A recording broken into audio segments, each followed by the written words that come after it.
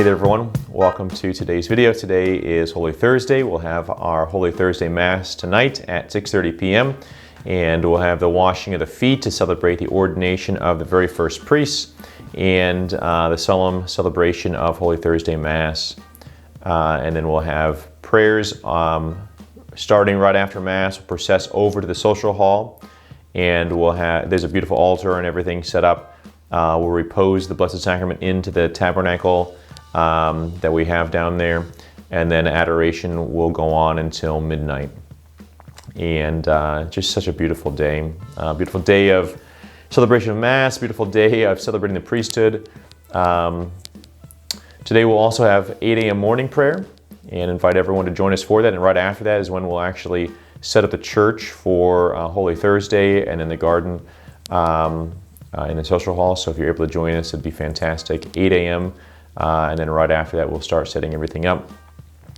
Again, I've mentioned this a couple days ago, but we'll have a lunch actually today that for the priests kind of in our area, from some priests coming from different areas, just to celebrate the priesthood and you know, spend some time together. Today really is Father's Day for priests. The ordination of priests in the upper room and the solemn celebration of the first time that Jesus took bread, said blessing, broke it, and gave to them and said, "This is my flesh for the life of the world."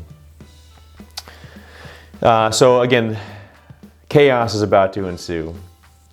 Right, a lot of things are about to start happening.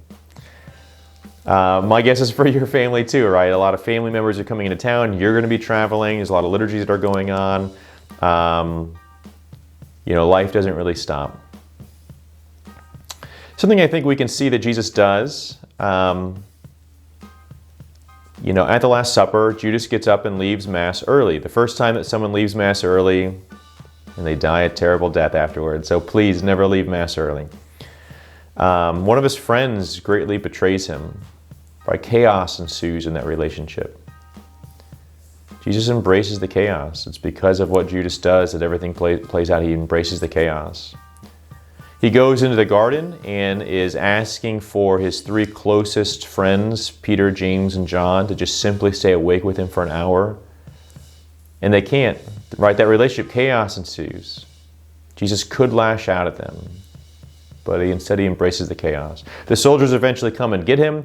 They're very rough with him. If you've ever seen the movie The Passion of the Christ, it's a very well-made movie. I encourage you to even watch that over the next few days. Jesus could have done something, right? He could have used what he is as God to do something and make it all go away. But he doesn't. He embraces the chaos. Right? A soldier gets his ear cut off. Jesus could laugh at him or could point at him, could do all these terrible things, you know, or whatever. He could ignore it. But he embraces the chaos.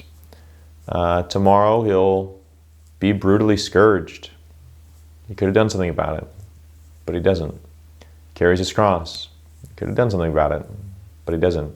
Eventually gets nailed to that cross. He could have done something about it, but he doesn't. Jesus embraces the chaos. Jesus embraces the chaos.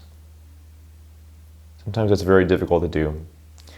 I'll be honest with you, we're very blessed here at St. Mary of Lourdes Parish that oftentimes for Mass, we have a plethora of servers. Very, very awesome. I'm so grateful that we have so many servers. But I'll be honest with you, sometimes I walk into that sacristy, it is total chaos. Trying to figure out what everyone's going to do, and their cassocks and surplices don't fit, or there's not enough albs, or out of something, and chaos. And sometimes a little bit stressful. I do my best. I'm not saying I do any of this perfectly. I do my best to embrace the chaos. Right? I'm so grateful that the kids are there to serve. I'm so grateful they're going to get to do beautiful things in the liturgy just simply because we have the help to do it. Am I embracing the chaos that God is allowing to ensue in my life? Or am I responding negatively? Am I trying to force my will in it? Sometimes we need to embrace the chaos.